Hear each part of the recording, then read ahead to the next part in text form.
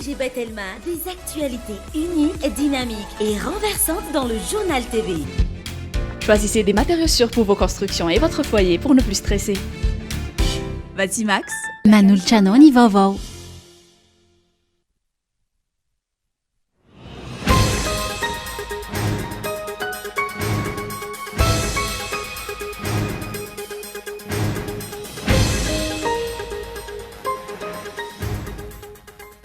Zava-dehibe ny fahaizana mifidy amin'izao fifidianana manakaiky vahoaka hatrehiny malagasy izao. Zava-dehibe satria izay olona samijotro mandray andraikitra iteny izay tsy mety sy ny tsy fanaran-dalàna rehetra no tokony hofidiny hisolovava ny vahoaka. Ny tsy fanaran-dalàna eto amintsika izay mitohy hatrany hatramin'izao. Ny filohan'ny Repoblika Andry Rajoelina mihitsy ankehitriny no mitarika ny tsy fanaran-dalàna sy manome ohatra ratsy amin'ireo endrika fandikan-dalàna amin'izao akatoka ny fifidianana solombavam-bahoaka izao. Ankoatra ny mahavoarara ny fanaovana fitokanana mandritra ny fotoana ny fampelezan-kevitra izay ny mpitondra antao ankehitriny. Voahitsakitsaka ihany koa ny voalazan'ny andininy fa 7 ao amin'ny lalam-panorenana. Ararotany mpitondra fanjakana ary atao fitaovana politika ankehitriny ny fahantrana sy ny fahasahiranana lalina iainan'ny vahoaka malagasy. Porofon'izany ny faniriana ankolaka ireo olom-pirenena hifidy ny kandida volomboasary amin'ny alalan'ny fizarana tolotolotra sy fitaovana tsy mahavita taona izay zarain'ny kandida Irmary isa-tokantrano. Sahirana noho ny fahatapahany lalana ny mponina sy ny mpitatitra mihazo anantsiranana n'izao fotoana. Misy antony manokana ho izy ireo ny tsy ahavitany io lalana tapak'io ka isan'izany ny tsy fahaiza-mitantana sy ny tsy fisian'ny fanaraha-maso. Misy olona mahazo tombony amin'ny tsy fahavitany io lalana io hoy ny filohan'ny mpitatitra ao an-toerana. Any ivelany ny ampira indray androan'ny zandarina moniaingy vokatry ilay korontana sy herisetrana nateraka ny fandiniana sy ny fankatoavan'ireo solombavam-bahoaka frantsay ny fantsiana ny lalam-pifidianana tao Nouvelle-Calédonie nanomboka ny aliny alatsinainy lasa teo. Tafiakatra dimy miaraka izany ireo namoniaingy ao an-toerana raha toka misy 400 hatreto ny voasambotra ho ny avin'ny korontana. Ny antsipirindreo avy hatrany ary.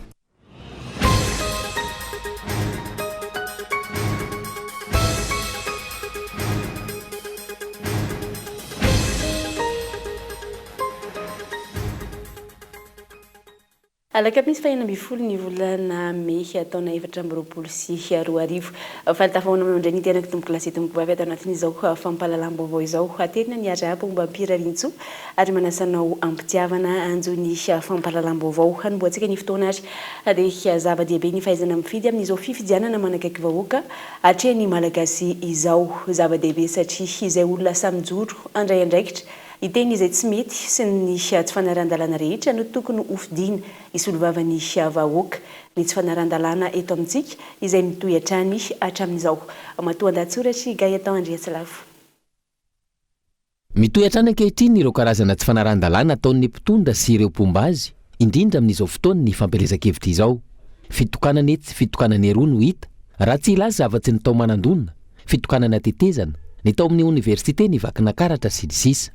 Mazava nefa mivoalazan'ny lalàna mifehy ny fifidianana ao amin'ny andininy faraka 20 andalana voalohany fa voarara ireo karazana fitokanana amin'ny fomba ofisialy mandritra ny fotoana fampelezan-kevitra. Maro ny fitarainana voaray mahakasika izany saingy aiza ho aiza ny fampiarana ny lalàna, aiza ho aiza ihany koa ny fandraisana fepetra, aiza ny ACDDED na ny filan-kevitra ambony ho an'ny fiarovana ny demokrasia sy ny fanjakana tan-dalàna manoloana izany. Toa mangina tsy ahitany teny manoloana ireo tsy fanaran-dalàna ireo. Sa ve io fahanginana io izay manamafy ny fisian'ny ireo mpihavanana sy ny fifamatorana eo amin'ny CENI? Tsy mahagaga raha izany satria fantatry ny rehetra ny zava-misy eo amin'ny mpikambana eo anivon'ny CENI sy ny mpikambana eo anivon'ny ACDDED.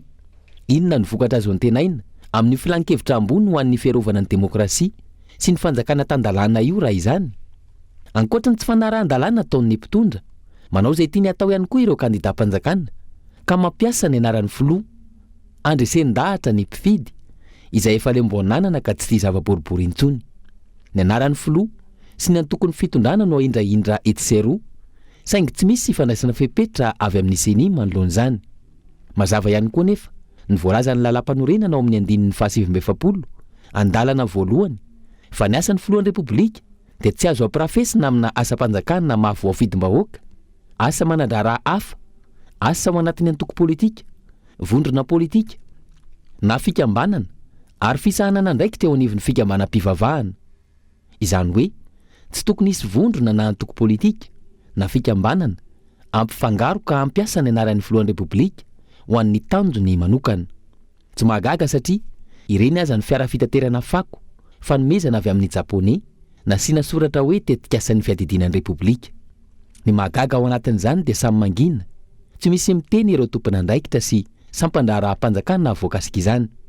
Nilaza ihany koa ny andalana faharoa amin'ny andinin'ny fahasivy-ambin'ny io ihany fa izay rehetra fandikana ireo fepetra voalazan'io andinin'io voamary ny fitsarana avy momba lalam-panorenana dia zary antony ho amin'ny tsy fahafahana miasa tanteraka ho an'ny filohan'ny repoblika.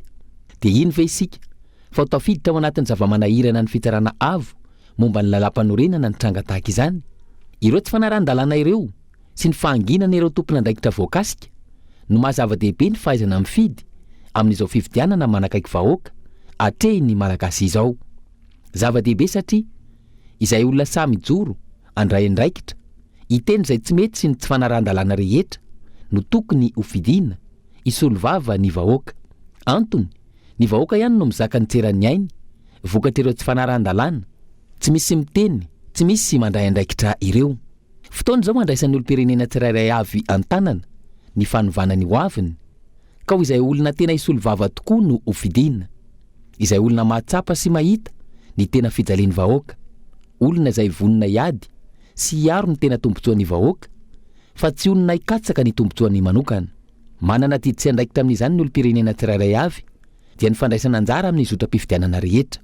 Izany hoe misafidy izay tena olona isolovava azy amin'izao fotoana ny fampelezan-kevitra izao, mandray anjara ka mamita ny adidiny amin'ny androm-pifidianana ary manara-maso sy sarotiny amin'izay safidy nataony. Miainga iny fotony ny fanovana, miainga amin'ny vahoaka izay tena tompony ny fahefana.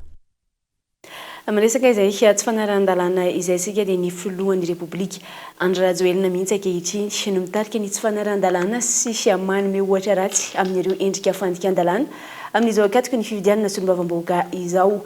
Ankoatra ny mahavoadrara ny fanaovana fitokanana mandritra ny fotoanan'ny fampilezan-kevitra izay ny mpitondra atao ankehitriny. Voahitsakitsaka ihany koa ny voalazan'ny andininy fa 7 ao amin'ny lalam-panorenana. Mbola mampiseho fa tsy azo tokisana intsony ny fitsarana avo momba ny lalam-panorenana ny asisi amin'izao fotoana izao. Manoloana ny fanginan'izy ireo sy ny tsy fampiarana ny lalana velo eto amin'ny tany sy ny firenena. Mahakasika ireo fandikan-dalàna hita eto sy roa amin'izao vanim-potoana ny fampilezan-kevitra izao. Ankoatra ny fanaovany talen'ny kabinetra ny seny fampilezan-kevitra tany Ambato Finandrana farany teo sy ny maro tsy voatanisa. Ny filoham-pirenena mihitsy amin'izao fotoana izao no mitarika izany tsy fanaran-dalàna izany.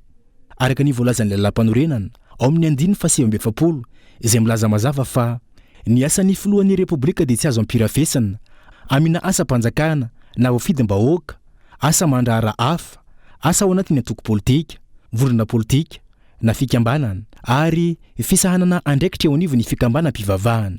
Izay rehetra fandikana ireo fepetra voalazan'ny ity andininy ity voamary ny fitsarana avo momba ny lalam-panorenana dia zary ho antony amin'ny tsy fahafahana miasa tanteraka ho an'ny filohan'ny repoblika. Eo anatrehan'io hanao ny asany tokoa ve ny asisi amin'ity sa ACC fiandro baiko fotsiny izy ireo hoy ireo mpanao politika. Ny fitsarana avo momba ny lalam-panorenana izay efa anaovany rehetra fanakianina amin'izao fotoana izao noho ireo didy avoaka ny tsy mifanaraka amin'ny lalàna sy ireo tsy fandraisana fanapahan-kevitra manoloana ireo fandikan-dalàna maro samihafa. Tena vakitrano mihitsy ny firenentsika raha amin'ny tsy fanarahan-dalàna. Mazava be ilay teninao teo hoe amin'ny andininy 7 anatin'ny lalam-panorenana dia voalaza mazava tsara fa tsy azo ny filoham-pirenena fangaro ny asa mampafiloham-pirenena azy sy ny asa ny mampalehibe ny antoko politika azy. Fa hatramin'ny 7 ny filoham-pirenena Andry Rajoelina dia ataoko hoe tena tsy mirarahany mihitsy izany fa dia lasa izy tsy fantatro izay ny antony fa dia mazava tsara fa dia manao propaganda ho an'ny candidat izay natolony izy. Dia eto zany tsika dia miandry ny ACC. Zany tena manahirana hoe ahoana moa zany mba ohatra hoentin'ny lehibe. Zany mety ampifangaro amin'izao korotana eto amin'ny fiarahamonina izao ka lasa nijakan'ny tsy mpanara-dalàna ny fiarahamonina eto Madagasikara satria inona ary moa zany iza no tenenina, iza no anarina nefa ny lehibe anarina, lehibe alaina alaina tahaka amin'ny tsara hoe fanarahan-dalàna zany lalam-panorenana zany resantsika 5 zany a lalam-panorenana ary anisany mampiantona ny filoham-pirenena amin'ny asany eto zany a dia manao antsoavo amin'ny ACC io ary zany lay izy a nga président io ary lay izy a dia miandry anao zahay rehefa tsy anao nareo dia miala fa lasa simba ny fiarahamonitsika.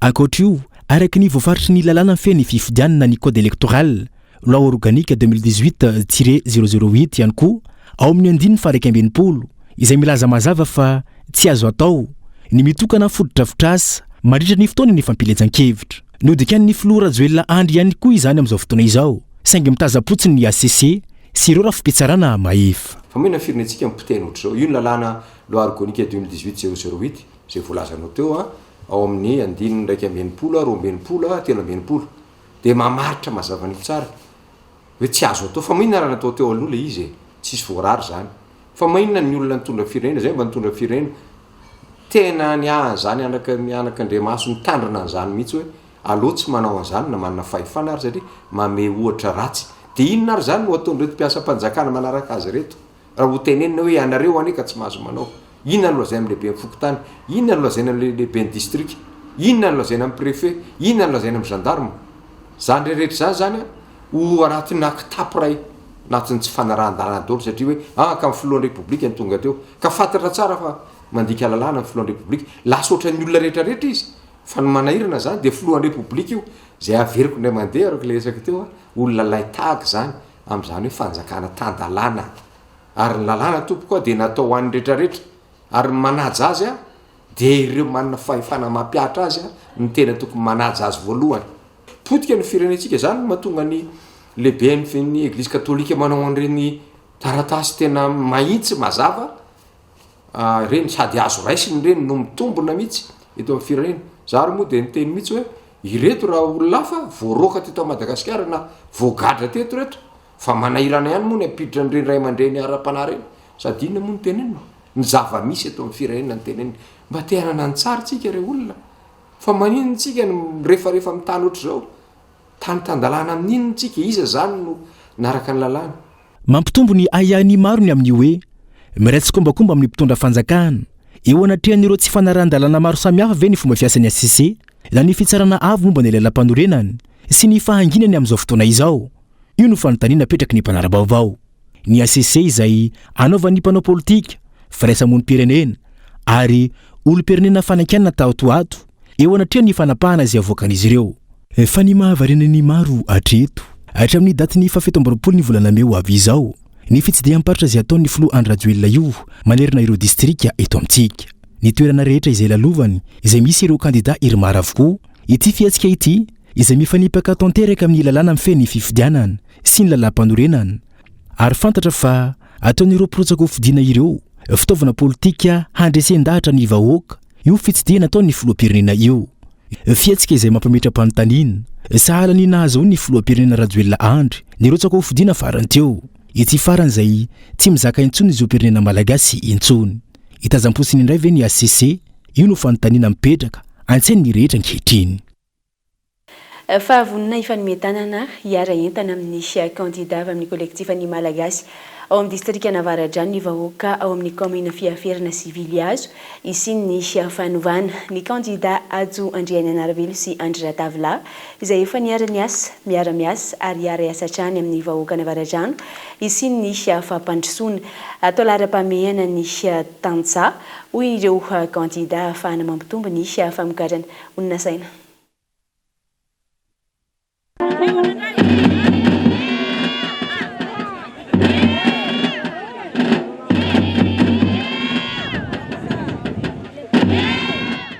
Vahoaka ny commune Viliazo tsy miala amin'ny Andriana Anarvelo azo hiara-entana ary tena saha anohana ny Andry Ratavila izay no teny veriberina androany teto amin'ny commune Viliazo tamin'ity andro fahasivy ny fampelezan-kevitra ity izay nanamafisany kandida avy amin'ny kolektifan'ny malagasy eto amin'ny distrika Navaradrano ny fahasahin'izy ireo sy ny fahavononany hitondra ny fanovana ao anatin'ny fihavanana.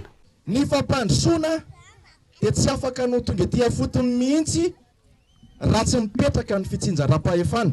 Fitsinjaram-pahefana dia tarafina amin'ny alalan'ireny vola izay mipetraka ety anivon'ny commune sy ny district reny ka ao anatin'izany fanatanterahana ny asa masolo mavambahoaka zany tompoko adidinay andraikitray asanay ny manara-maso ny volam-panjakana ary ahatonga an'izany aty fotony ahafahanareo manao foto-drafitrasa isitrahanareo ny foto-drafitrasa satria tsy ny solom-bavambahoaka ny manao ireny foto-drafitrasa reny fa solom-bavambahoaka kosa de manery ny fahefana mpanatanteraka ahafahanireny tonga ety ka tarafina ao anatin'izay lalàna mifeny teti-bolam-panjakana zay hoe mepaka ty foto miveza ny fampandrosoany zany satria hiado amin'izany koa zay tompoko lasy tompoko vavy azo atao fa tsy nofinofo zany fanovany zany ary mepaka amin'ny isa tokantrano amin'ny isambatan'olona zany fanovana eritreretintsika atao zany fa tsy ho nofinofy tsy kena itso ny fandandany-pona ny volam-bahoaka rehefa tonga eny anivony antenimera-pirenena ny kandida avy amin'ny kolektifany malagasy raha ny fanazavana hatrany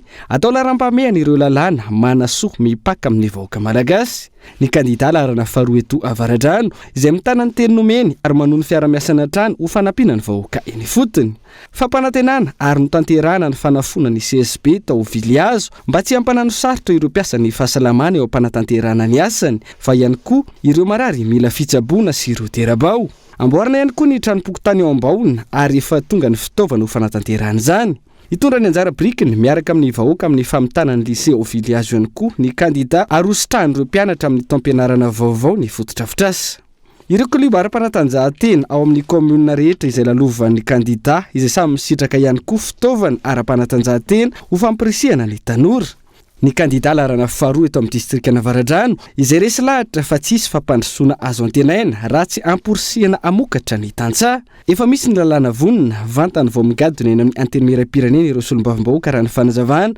toy ny lalàna momba ny fambolena sy ny fiompiana namporisihana anohy sy anatsara ny fambolena ny tantsaha teto amin'ny commune Viliazo fa tsy nandalova-potsiny ihany koa ny teto amin'ny commune Fiafirana fa nomena fampitaovana tsy maintsy mifampitsinitsika tsy maintsy mijery masoa zay vao ny mahafinaritra nandalo teto zay tamin'ny farany teo dia nangataka ianareo meo zezika zay biolozika dia hoentinay ilay zezika biolozika tsy haiko ilay raha matoa nangataka azy iny io ny pulvérisateur sokafana iny zezika biolozika io nareo mamboly biolozika ty marina sa tsy marina io izy io nutrimanina hoentinay aty aminareo zaraina amin'ilay mpamboly rehetrarehetra samy mba mampiasa satria zao raha ohatra tsy hanao ohatran'ny afo zay ka ny fakon'andralanitra no entinay aty aminareo mety aminareo hoe fakon'andralanitra ambolena hoafina aty aminareo koa ve andralanitra zany tsy fanariana fako akory Fiaferana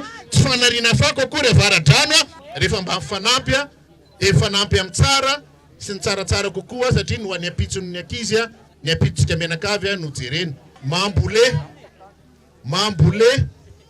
mambole ary raha tena amboly ianareo souffleur ambolena azonareo zay ataovy souffleur satria iny nentinay nanderana Tananarivo hoe alohanay mivendina souffleur alohanay mahapriska anareo amboly souffleur fa zay tsy hapriska anareo mihitsy amboly grenade lacrymogène na makaty aminay mazava zay satria alohanay mamokatra toy zay mifamono ary tsika mila mifamelona ary zay le atao hoe fihavanana mandeha makany amin'ny fanovana raikitra zay tsy raikitra dia manentana atsika ohatra ny fanentananareo androany mba ho tonga marobe Andatsabato ho an'ny larana faharoa kolektifany malagasy aty Avaradrano dia manantena ihany koa fa samy miaro mivatontsika isika satria mila sa isika mila sa mijoro miaro ny safiditsika nampiana ireo tantsaha teo amin'ny zezika fa efa nitondra simenitra ihany koa ny kandida larana faharoa eto Avaradrano anamboarana ny tohadrano ho Fiafirana ho fanohanana ireo tantsaha amin'ny fifehezana ny rano anatsarana ny vokatra ny kandida Ajo Andriananarivelo sy Ratavolahandry izay efa niara-niasa miara-miasa ary hiara-iasa hatrany amin'ny vahoaka ny Avaradrano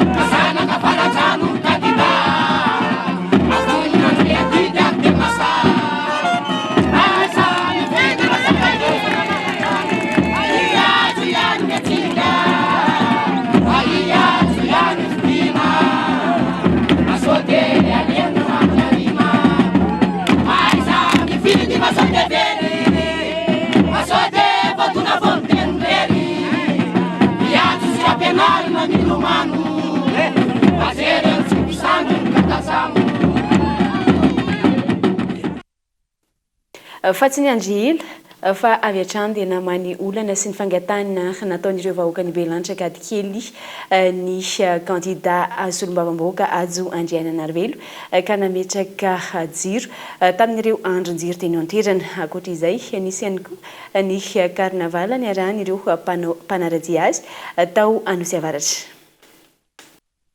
Efa nandritra ny fotoana maro no nijaly noho ny tsy fisian'ny jiro amin'ireo andron-jiro ireo-ponina ao amin'ny commune Belanitra Gadikely izay mitarika tsy fandriampahalemana tamin'ny tsy tanàna ity.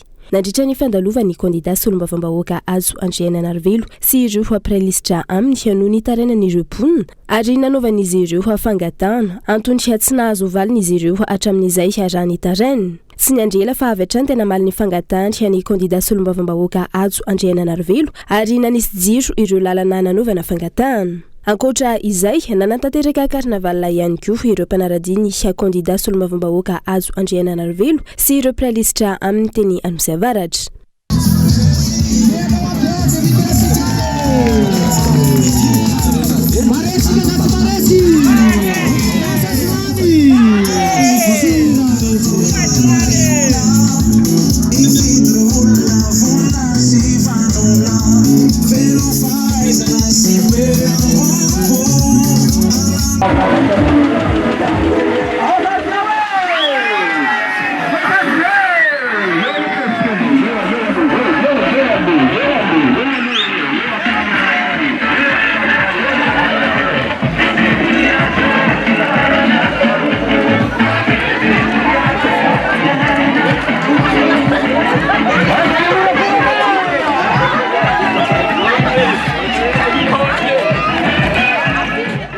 Ao anatin'izay fividianana solombavam-bahoaka izay hatrany dia ararotin'ny mpitondra fanjakana ary atao fitaovana politika ankehitriny ny fahantrana sy ny fahasahiranana lalina iainan'ny vahoaka malagasy. Porofon'izany ny faniriana ankolaka ireo olom-pirenena hifidy ny candidat volomboasary amin'ny alalan'ny fizarana tolotolotra sy fitaovana tsy mahavita taona izay zarain'ny candidat Irmar isa-tokantrano. Christian Dimbo no mitatry ny antsiprian'izay. Lasa fitaovana politika sy anambakana saim-bahoaka ankehitriny ny tolotolotra sy ny fizarana fitaovana tsy mahavita taona amin'izao 13 andro melohan'ny fifidianana solombavam-bahoaka izao. Miendrika fanirena ankolaka ireo olom-pirenena hifidy ny candidat volomboasary ny fizarana fitaovana tahaka ireny hoy ny fanekevitrireo olom-pirenena androany. Ny fanjakana izay nilaza fa hijery bebe kokoa ny sosialim-bahoaka saingy fampanantenana pokaty hatrany no hita tao anatin'izay taona maro izay. Le fahantsana aloha va hitan'ny zareo fa mahay marefo mihitsy le vidim-piainana eto amin'ny tena tany sy ny tena firenetsika va hita hoe mahay marefo dia mahadaladalainy zareo amin'ilay koveta kely sy ny karazany ianao dia moa hoe amin'izay ianao hifidy anazy. Nefa raha ny tena tokony hoe hifidy izay ny jerena zany dia tokony hoe eo amin'ny resaka PPN zao ny jerena ny tena sosialim-bahoaka mividy sakafon'ny vahoaka sy ny anona zany mba tokony hoe ampidinina. Fa tsy hoe mba hoe resaka hoe fatana koveta kely sy ny karazany reny zaraina nefa na veo le fiainana mahay mitangana mahay miakatra ihany ny fiainana dia tsy mety aminay zany fa ny anay fangatanay zany mba hoe eo an'le vidim-piainana mihitsy zany mba ampidinina eo an'le PPN. Tsy zaka moa ilay izy raha tena renao hoe tsy zakanao raha izay aloha zava-misy dia tsy maintsy iainanao ilay izy satria ianao tsy manana dia miteny izy hoe misy fizarana ary dia mandray ianao. Tsy afa-manoatra satria efa izay ilay izy hoe raha zaraina va tsy tsindro amin'ny antsoinao dia mandray. Ny tena tsy manana ohatranay zao tsy mikarama izay ndraindray izay misy ndraindray tsy misy. Sitranay raha mamy vary izany mba sitranay anao hatrany mba mahavitanao 2 andro na ohatr'izay fotsiny. Fa efa mividy malagasy amin'izao zao zavatra tena mahamahay be azy ny vidiny entana miakatra tsisy raha tsy miakatra zao fari-piainana. Sy efa hita hoe efa raha oharina teo aloha izao sy efa tena latsaka be. Raha amiko manokana aloha dia izay mihitsy. Anisan'le fanararaotana le malagasy fanambatambazana hoe zarako an'ity anao dia tsy maintsy mifidy anana ohatra izany. Raha ny tokony izy tokony avelany malagasy zany iaina amin'ny safidiny fa tsy forcena akolaka amin'le toloraka an'ity anao dia lasa tsy maintsy mifidy anana. Ohatra hoe le olona zany sahirana satria le fahefa mividy tsy misy tombo ny vidin-javatra nefa ny karaman'le olona le ohatra hoe tamin'ny heritaona ihany nohatrohatr'izay ny akabe azy dia eny zany le mahatonga le manahirana ny akamako ny olona eny ny olona koa moa zany sahirana dia mandraitro zay tsy afa-maloatra fa sahirana ny olona dia raisina ozy raisina ohatr'izay ka be dabikaka ny olona tsy dia liana amin'izany hoe politika sekara fa misy ny fizarana dia ny azakazaka dia satria ny akamanony ndraika tsy dia mahay politika sen-karazany tsy tokony ho faritan'ny tolotolotra sy ny fanomezana vonjy tavanandro taka ireny nefa ny safidin'ny vahoaka malagasy amin'ny fifidianana solombavambahoaka ho avy izao. Solombavambahoaka manan-tsaina, manana fahalalana sy hiary ny lalam-panorenana fa ihany koa hitondra ny feon'ny vahoaka eny anivon'ny antemera-pirenena ny takiana amin'io fifidianana ho avy io hoy hatrany ny fanazavana. Lafim-baovao hafa ilay teratany togolais ekoloha Kodjovi indray no voatendry solotena ny FMI miasa sy monina eto Madagasikara. Isolo ilay marokana Mokhtar Benlamine voatendry ny 15 martsa 2024 araka ny lohan-dranom-baovao. Paitoekareny eo anivon'ny FMI ny lehilahy ary manam-pahaizana manokana momba ny Azia sy Afrika. Isany andraikitra goavana miandry azy ny isitra ny Madagasikara ny FEC na ny facilité élargie de crédit sy ny FRD na ny facilité pour la résilience et la durabilité izay mbola anaty fifampiresahana amin'ny FMI ankehitriny. Ny fanapa-kevitra momba io izay ho raisina mandritra ny fivorimben'ny FMI ny volana Jolay ho avy izao. Isany vetivety ao anaty dokam-barotra fohy isika aorian'izay ny tapany faharoa ny fampahalalam-baovao.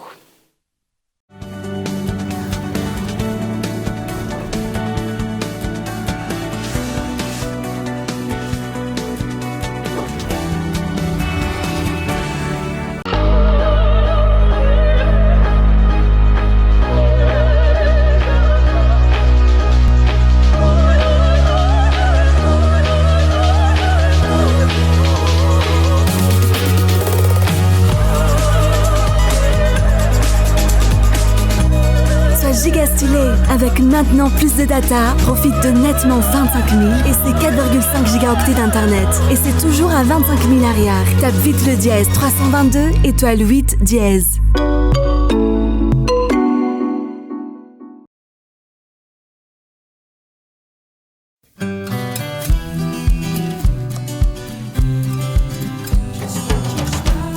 Fer 5. Calcium et vitamine A avec une bonne dose de rire. Une recette source de 4 nutriments essentiels. Parce qu'il faut de bonnes choses pour bien grandir. La vache qui rit parce que c'est bon de rire.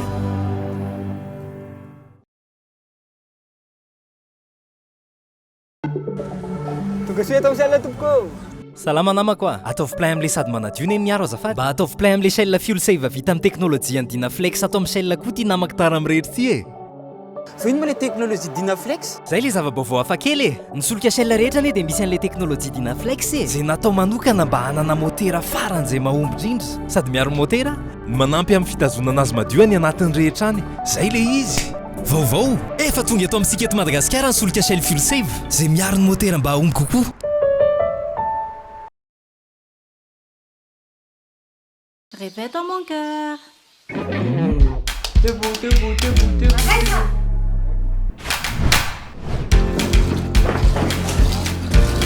Ça suffit. Laisse-les, c'est pas grave.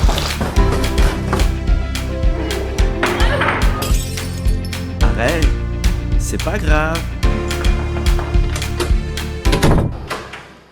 C'est pas grave.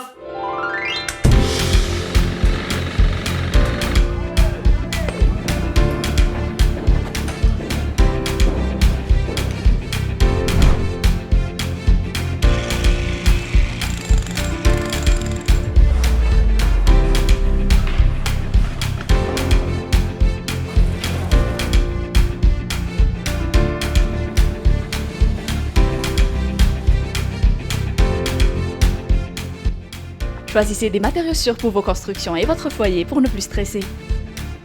Batimax, la qualité au meilleur prix.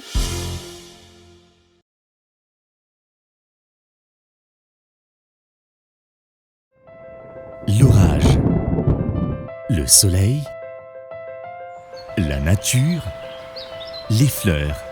Chaque jour, la couleur de ce qui nous entoure embellit notre journée. Pour rendre la vôtre encore plus spéciale, choisissez Iris, peinture d'exception. Particulier ou professionnel, faites confiance à Iris. Pour tous vos travaux d'intérieur et extérieur, optez pour une gamme de produits de qualité. Iris, peinture d'exception.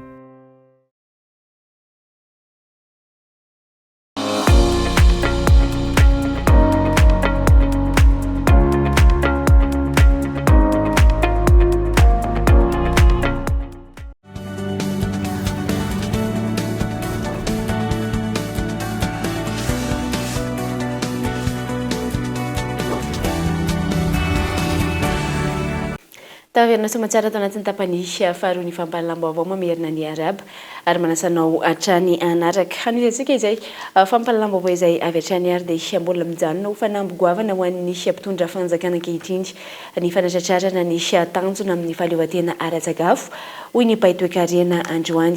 Sarotra hoy izy ny anatena fampandrosoana raha mbola marefo hatrany ny politika mpanjakana ampiroboroboana ny famokarana eto an-toerana. Ny fanjakana izay tokony roso amin'ny teknika pambolena moderna ahafahana mampitombo ny vokatra ato anatin'ny Christian Dimby. Mitana ny laharana fahafolo amin'ireo firenena hiaran'ny tsy fanjarian-tsakafo betsaka indrindra maneran-tany i Madagasikara raha ny antontanisa farany navoaka ny PNN na ny politique nationale de nutrition. Marefo ny politika mpanjakana entina miady amin'ny tsy fanjarian-tsakafo antony mahatonga ny firenena miempotra hatrany raha ny nambaran'ny Paitoekarena Androany. Politika izay tokony iompana bebe kokoa amin'ny fanomezana tosika ireo tantsaha entina ampiroboroboana ny famokarana sy ny vokam-pahareto an-toerana. Iarahantsika malala mbola miankina amin'ny fanafarana varitsika izay isan'ny hoe foto-tsakafontsika. Eo ihany koa ny hoe ny fambolena tsy maharaka ny tolotra sy ny tinady misy an'izay fifandroritana zay eo amin'ny tsena ary miatraika any amin'ny isam-batan'olona izay zavatra izay. Eo ny vidiny rehefa tonga eny amin'ny tsena nefa eo ihany koa ny vidiny any amin'ny mpamokatra eny Kianja eny tanimbary mihitsy zany raha zay no mahalaza azy kokoa. Manantsika ny politika, manantsika ny laminasa, manantsika ny drafitrasa fa mbola hatramin'izao fotoana itenenantsika izao dia mbola sahirana na an-tanan-dehibe na an-toerana ambanivohitra ny resaka fanjarian-tsakafo na en qualité amin'ny kalitaon'ny sakafo hohanina zany na ihany koa amin'ny fatra en quantité. Izay zany mbola problématique zay zavatra zay eto Madagasikara. Ankoatr'izay tokony irosoana ihany koa ny fampiroboroboana ny vary an-tanety hoy ny mpikarika teo anivon'ny FOFIFA na ny foibe-pirenena momba ny fikarohana ampiarina amin'ny fampandrosoana eny ambanivohitra raha tiana ny anatratra ny tanjona amin'ny fahaleovantena ara-tsakafo. Be dia be ny olana miseho zany amin'ny fambolena vary. Voalohany indrindra aloha zany efa tsy omby tsony tsy afaka mitatra tsony ny mponina be dia be tsy afaka mitatra tsony ny tanimbary le anaty rano zany dia efa nisy fikarohana nataon'ny FOFIFA sy ny mpiara-miombonantoka amin'ny FOFIFA nahita karazam-bary be dia be izay vary an-tanety ary amin'izao fotoana izao na ny tsirony na ny vokatra efa mahatoraka ny vary an-drano zany ary be dia be efa presque era Madagasikara zany efa mamboly vary an-tanety ary mahazo vokatra be dia be. Nanamafatra ity farany fa mila hatsaraina sy ampifanarahana amin'ny teknika mpambolena moderna sy mifanaraka amin'ny fivavahan'ny toetrandro ny fomba famokarana eto amintsika. Ankilany, totosa Androany tena faravoatra ny atrikasa natao fitadiavam-baolana manoloana izay tsy fanjarian-tsakafo eto Madagasikara izay. azafady tompoko fa niakatra avy roa iny mahery ny vidin'ny tongolo gasy eny an-tsena amin'izao tafakatra 2 alina ariary ny angalan'ireo mpamongady azy ankehitriny raha toka 2 arivo sy 2 alina ariary izany ny herinandro maromaro lasa izay Antony fotoana ny fambolena azy izao etsekinany lafo loatra ny vidin'ny masom-boly ho an'ireo mpamboly raha ny fanadihadiana natao. Nanomboka ny fiandohan'ny volana mars hatramin'izao tsy nitsaha niakatra ny vidin'ny tongolo gasy. Amin'izao fotoana niakatra ho 4 arivo sy 2 alina hatrany amin'ny 3 alina ariary ny kilao ny tongolo gasy eto an-drenivohitra. Tafakatra hatrany amin'ny 4 arivo sy 3 alina ariary zany any amin'ny faritra toa ny Toamasina.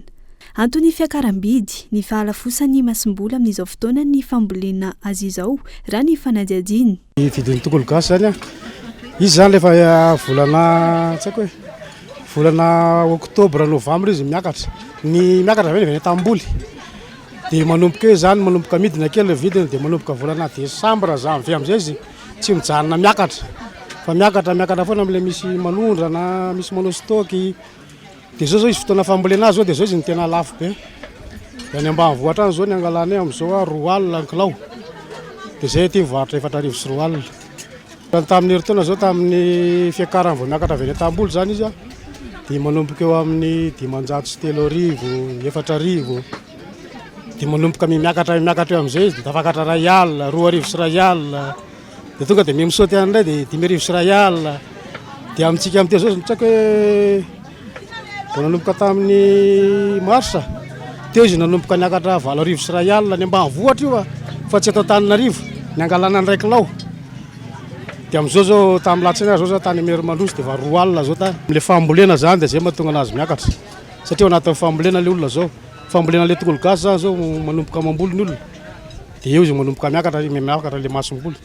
Dia tsy zao amin'ny taona ho avy eo na ahoana mipetraka satria le ohatry lafolafo tao zao mahazo karenan'ny mpamboly amin'ity. Noho izay fiakarana hatreny am-potony izay voatery mampiakabidy ny entany ihany koa ireo mpivarotra tongolo gasy efa voatoto.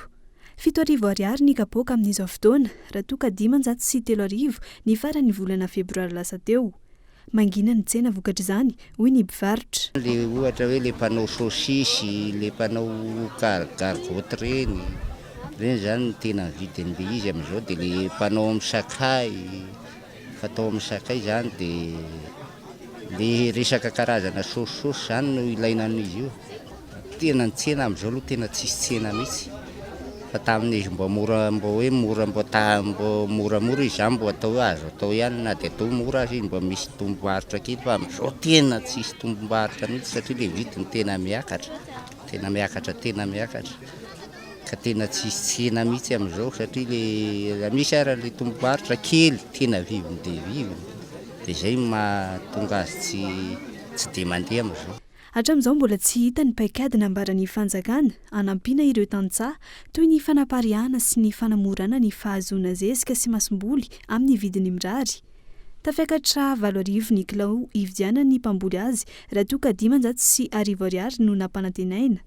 Tsy amin'ny resaka fotodrafitrasa fampandrosoana ihany araka izany no ahitana fampanantenana tsy tanteraka nataon'ny mpitondra fa hatrany amin'ny zezika sy masom-boly ihany koa ka izao manamafy ny fahasarotany vidim-piainana izao. Iverenantsika kely mahakasika ny fividianana solombavam-bahoaka mialohan'ny idirantsika amin'ny lafimbaovan'ny toe-karena sy ny sosialy maro samihafa manohy hatrany ny fanentana ny vahoaka ifidy ny kolektifan'ny malagasy ireo kandida isiny ny fanovana ho an'ny poriporitany fahinina fotoana izao itsonjovana ny vahoaka. Fiainana miova, fahantrana resy, tsy fananana asa, tsy maintsy ahitamba-olana, fiainam-bahoaka mba misy mijery sy mampivoatra. Solombavam-bahoaka mandray andraikitra araka ny lanin'ny vahoaka azy. Izany no fanovana tsy maintsy apetraka eto amin'ity fireneny ity. Tsy azo endrasany elintsony izany. Kion-dalana goavana ity fifidianana solombavam-bahoaka ity. Fanavotana marina ny firenena no ijoroan'ny kandida ny kolektifan'ny malagasy. Ao amin'ny boriboritany fahaenina, Taniavana Miarantsoa sy Ravalson Jessica, larana 5 amin'ny bileta tokana. Ireo kandida ireo ihany no vahaolana. Fidio ny larana 5 ho antsika ety boriboritany fahaenina. Aok'izay ny lainga. Tsy mila fampanantenana pôkaty intsony ny malagasy. Vahoaka maro ao amin'ny boriboritany fahaenina no efa resy lahatra fa hifidy ny vahaolana ho an'ny 5 taona manaraka. Tokana ihany zany, numéro 5 ihany no hitondra ny rivo-baovao eny amin'ny boriboritany fahaenina. Taniavana miarantsosy Ravalson Jessica sady mifidy ireo kandidany kolektifan'ny malagasy ireo no miaro ny safidy ihany koa. Mila mailo isika vahoaka ny fanovana amin'ny kajy politika tsy maintsy andeha eo. Azo arovana tsara ny safidy ka raiso ny andraikitra. Misy fiantraikany amin'ny toe-karena sy ny maro hafa amin'ny firenena iray ny fitombona tsy fitombony mponina ao aminy. Antony safidianana ny lohahevitra mikasika ny fitombony mponina nandritra ny famelabelarana kevitra na rahana adevitra teny amin'ny faculté des sciences université n'Antananarivo androany. Isaky ny 2 volana no mikarakara famelabelarana araina adevitra ny anivon'ny faculté des sciences. Misy araka izany ny lohahevitra izay safidina hanaovana ny famelabelarana. Tamin'ity androany ity no safidina manokana ny hoe ahoana ny fivoarany fitombon'ny mponina dia ahoana ny vokany. Any safidy amin'izao zany satria hoe maninona ny fitombon'ny mponina ve na ny tsy fitombon'ny mponina misy fiantraikany. Ohatra eo amin'ny tontolo iainana, eo amin'ny fiainana ankapobean'ny firenena, amin'ny ekonomia sy ny sisa dia izay zany le antony safidin'le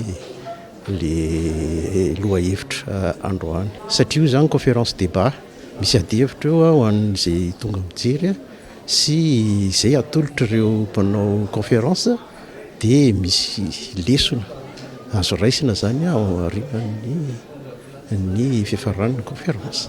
Mivelatra amin'ny olona rehetra ny adevitra ary zaraina amin'ny olona rehetra ihany koa fa ny vokatry ny adevitra raha ny fanazavana.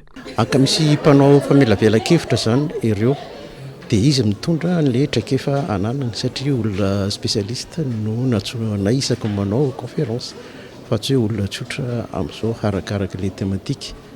Dia io zany mandeha azo anitsoahana hevitra na io ara-scientifique na amin'ny fiainana andavanandro mitraka amin'ny fiainan'ny olona andavanandro. Ka io zany azo misy fanangonana tota-kevitra eo dia azo aparitaka satria ho an'ny rehetra. Dia io zany mandeha en direct io amin'ny FBN université zany amin'izao dia misy afaka mijery ny olona rehetrarehetra. Ireo mpianatra sy ireo mpampianatra mpikarika no isan'ny haniarany zalahy sy hiananao izay fifampizarana nandritra ny famelabelarana araina adevitra izay. Tsy ekena ny fiverenany pilona hiasa indray ho ireo mponina ho ampefiloha satria misy fiantraikany ratsy amin'ny fiainan'ny mponina sy ny fahasalamana izany. Io pilona io izay efa napetraka teny antoerana ny taona 2024 saingy tsy ekeny ny mponina ka najanona amin'izao fotoana nefa miverina miasa indray ilay pilona ka mahatonga azy ireo hitaraina. Fa nampanazamana. Dia fa nisy pétition nataonay dia nefa ny fanarana farany dia tsy alefa intsony io. Fa janona aloha dia talohan'ny jeu des îles tamin'ny 2007 iny efa hoe nijanona kanjo nalefa nonjay tonga ny jeu des îles ary nikorotana be ny fiainana fiarahamonina teto tamin'io. Dia ankehitriny nefa zao gaga izay tao anatin'ny herinandro tapabolana eo zany gama fa naveriny indray le izy sady ny solony antenne ngeza be fa le teo kelikely. Dia rehefa ny fanontany rehetra samy tsisy nafantatra ny antony moa zany izy ray fa dia hoe misy olona tonga hozy izy ny mpanofa trano dia tonga dia miditra dia nametaka an'io dia izay no voto atiny kely zany aloha zany nafahanay hoe nivory izahay andao fa tsy napety antsika io indrindra eo amin'ny sehatra ny fahasalamana. Satria efa nisakanana tamin'ny fotoanandro nanaovany azy dia raha namerina an'io izy tokony farafaratsy mba nisy firesahana tamin'ny mponiny ampefiloha tsy nisy anefa n'izany. Eny fa na ny fandalovana tao amboroapoko tany ara tsy nisy fa tonga dia nametraka fotsiny. Matoa zany ny fihetsika nataony fantany fa tsy mety io zavatra ataony io matoa izy tsy niteny tamin'izy na ny olona mpanofa ny tranony ara tsy nilazany fa tonga dia nametraka. Dia izay ny tsy mahatsara an'le izy satria lasa ohatra ny fanaovana tsinitsinina an'le vahoaka nefa ry zareo efa mahafantatra ny zava-dratsy hoentin'io zavatra io. ka manantena sy matoky izy rahay fa hisy alaolana io zavatra io fa tsy anaiky izy rahay eto ampefilo any antsiranana dia sahirana no ny fahatapan'ny lalana ny mponina sy ireo mpitatitra mihazo ao antsiranana amin'izao fotoana misy antony manokana ho izy ireo ny tsy havitany io lalana tapakio ka isan'izany ny tsy fahaiza mitantana sy ny tsy fisian'ny fanariamaso misy olona mahazo tombony amin'ny tsy fahavitany io lalana io hoy ny filohan'ny mpitatitra ao antoerana Stanio Bezary kolo antsiranana. Sahirana ny vahoaka vakitaraigny ireo mpitatitra noho ny tsy fahavitany lalam-pirenena fahenina izay mampitohy Diego Ambanja Antananarivo. Mahatsapa izy ireo fa misy antony manokana no mahatonga io lalana io tsy mety vita efa 2 volana lasa izay, ohatra amin'izany ny tsy fahampian'ny solika ho an'ny orinasa kolasy izay miasa ao.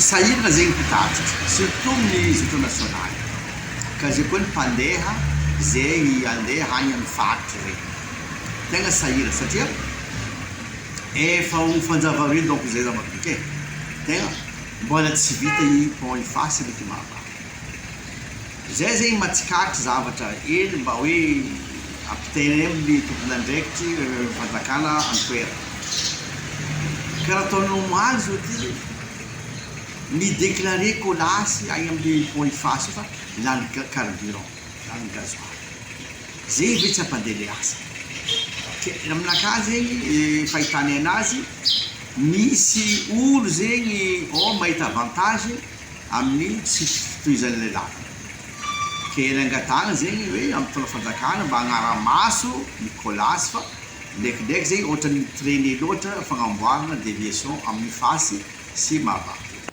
Mijaly dia mijaly ny mpitatitra fa indrindra ireo manao nasionaly tsy hainy atao ny fiara tavela tsy afaka miasa kanefa tsy maintsy aloha nisy assurance ny traite ny visite e koa ny sakafo hohanina. Za koa hoe miangavy koa mitondra fanjakana hoe mba ankafainganana ny fagnamboarana déviation fa mijaly ny vahoaka mijaly ny chauffeur mijaly ny tompon'andraikitra amin'ny fitaterana amin'ny io koa ny propriétaire ny tompony tomobile zegny tegna mijaly karaha ataon'izy io ty ny zone nationale misy tomobile tavela ty Diego ty agnano régional izy miconcurrencer amin'ny tomobile zone régionale tsy alefanao izy tsy zavatra hoany izy magnefa traite magnefa assurance magnefa visite ke tsara mba zahavana zay afainganana ny fagnamboarana déviation fa mijaly dia mijaly ny mpitatitra amin'ny zotry nationale. Ufanamafisana ny fiara-miasa eo amin'ny firenena indiana amin'ny alalan'ny masovon'izy ireo izay miasa eto Madagasikara sy ny faritra Boeny ny mpandrara ary ny Universitény Mahajanga fifanankalozana izay nataony nandritra ny fandalovany masovo io tao Mahajanga izany ny fanamorana ny lalam-barotra raha ny ara ekonomika raha toka ny fampitaovana sy fanatanterahana ny fotodrafitrasa kosa ho an'ny fampianarana ambony Anja Robert kolo Mahajanga. Ho fanamafisana ny fiara-miasa sy ny fanamorana ny lalam-barotra any Inde ho an'ny mpandrara eto Mahajanga ny fiona-ny masoivon'ny Inde izay miasa eto Madagasikara bandaro izay mandalo eto Mahajanga matotra ny fiara-miasa eo amin'ny firenena rotonta ary ho amafisina ihany koa izany ho an'ny aty amin'ny faritra antsika eto Boeny dia anisan'ny faritra manafatra vary be indrindra avy any Inde eo ihany koa ny fanondranana ireo voamaina isan-karazany hitatsika hoe ny faritra Boeny anisy faritra voalohany eto Madagasikara amin'ny fanondranana black eyes makany ivelany ary betsaka amin'ireny black eyes ahondrana avy eto Madagasikara reny ny makany amin'ny firenena any Azia betsaka amin'izy ireny ihany koa no makany Inde. Ny fahazahotsika na ny fampizarana traikefa avy amin'ny firenena indiana izay ho akamorainy ambassade de l'Inde eto Madagasikara ny mahatsara n'izao fionana ohatrany androany zao koa dia ny fipetrahany fiara-miasa ary fanamafisana anazy ary ny vokatra tedavina moa dia ny fanamorana ary fahitana lalam-barotra vaovao na ho an'ny mpandrara eto amintsika makany ivelany any Inde na ho an'ireo mpandraraha eto amintsika ihany koa izay mitady vokatra anafatra vokatra avy any amin'ny firenena indianina. Ankoatr'izay dia nisy ihany koa ny fionana hoentina anatsarana ny tontolo ny fampianarana ambony sy ny fikarohana ara-siansa eny amin'ny université ny Mahajanga nandritry ny fitsidiana izay nataony ity Masevo ity tao amin'ny filohan'ny université ny Mahajanga. Azo tombontsoa kely ny université ny Mahajanga satria zava-dehibe ny fampiresahana teto dia lesana moa zany ny zava-misy teto amintsika dia lesana koa misehatra tahaka ninona ny firenena indiana amin'ny alalan'ny ambasady no afaka hanampy université Mahajanga. Lesana teo ny infrastructure indrindrandrindra aloha zany dia misy projet anankiroa ny proposena taminy teo dia ny projet izay efa matomatesa nay foana moatra amin'izay ny ananganana an'ilay grand amphia dia nytenenina aminy hoe zao ny opéra tananay dia reto mbola misy ambitssakanay dia mbola hojereny zay dia misy projet anankiray koa mikasika ny université manokana. Ny resaka koa ny mobilité ny mpianatra, ny resaka bourse sy ny mobilité ny mpiasa zany ny personnel administratif et technique ary ny mobilité ny mpampianatra resanay koa zany ary vonona zareo ny ara-asa amin'izay lafin'izay. Tao anatin'ny fifampiresana teto no nanambarany ity Masevo indiana ity ny ananganana trano kely iray hoentina ampahafantarana ny kolotsaina indiana eny anivon'ny université ny Mahajanga.